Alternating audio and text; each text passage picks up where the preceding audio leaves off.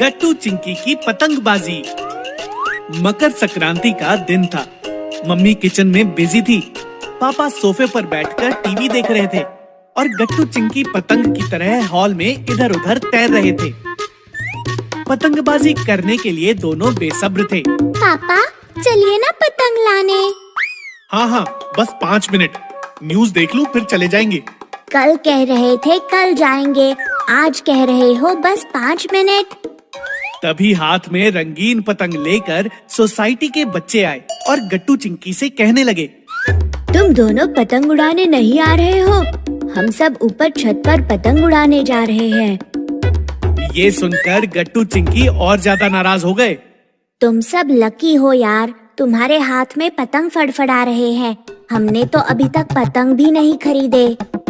अरे जल्दी जाओ, नहीं तो सारे पतंग खत्म हो जाएंगे। ऐसा कहकर बच्चे अपनी अपनी पतंग लेकर चले गए। 5 मिनट खत्म हो गए और पापा बोले, चलो बच्चों पतंग खरीद कर लाते हैं। गट्टू चिंकी खुश हो गए। हाँ पापा जल्दी चलो। तभी मम्मी ने किचन से आवाज लगाई, अरे कोई तो मेरी मदद करो, त्योहार का दिन है, अकेले क्या क्या करूँ?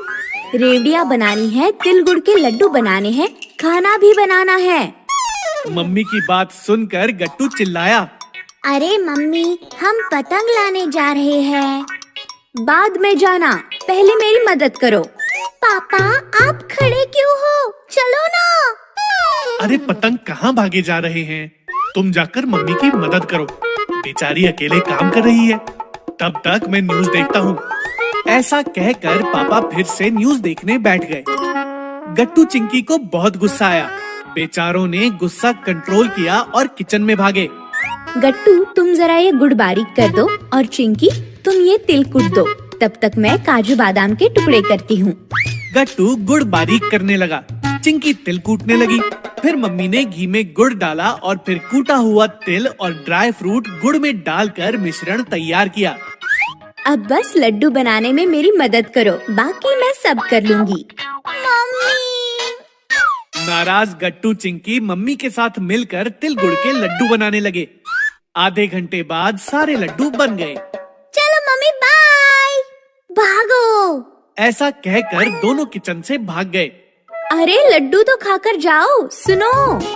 न्यूज़ देखते देखते पापा ने गट्टू चिंकी को भागते हुए देखा तो पापा चिल्लाए, अरे रुको, मैं भी आ रहा हूँ। और पापा भी दोनों के पीछे दौड़ पड़े।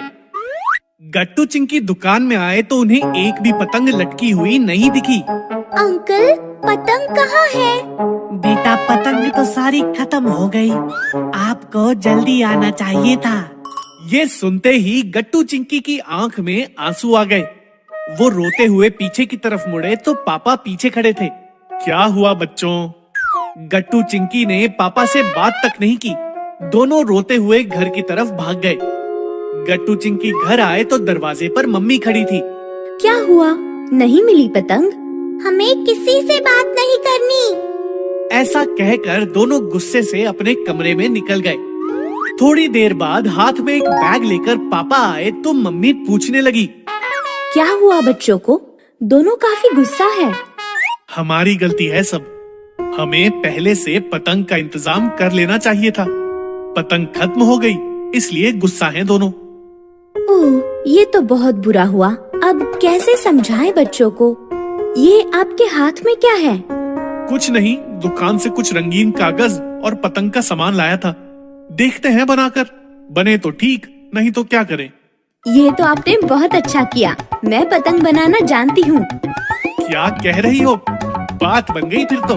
फिर क्या था, मम्मी पापा के साथ मिलकर पतंग बनाने लगी। मम्मी ने सारे सामान का ठीक ठीक उपयोग किया और 5 पतंग बनकर तैयार हो गयी। आप बच्चों को लाइए, मैं छत पर जाती हूँ।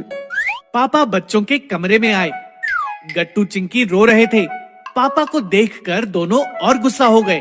पापा प्लीज आप जाइए, हमें आपसे बात नहीं करनी।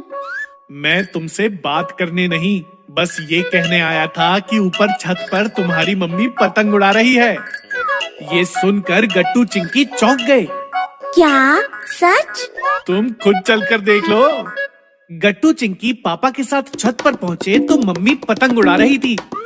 गट्टू, चिंकी, आओ, कितना मजा आ रहा है। मम्मी, ये पतंग कहाँ से लाए आपने? तुम्हारी मम्मी ने खुद बनाए हैं, एक नहीं 5-5। सच मम्मी, आपने कैसे बनाए? जैसे तुम दोनों ने तिल गुड़ के लड्डू बनाए। चलो पतंगबाजी करते हैं। फिर क्या था, गट्टू चिंकी भी पतंग की तरह हवा में तैरने लगे और मम्मी पापा के साथ मिलकर पतंगबाजी का आनंद लेने लगे।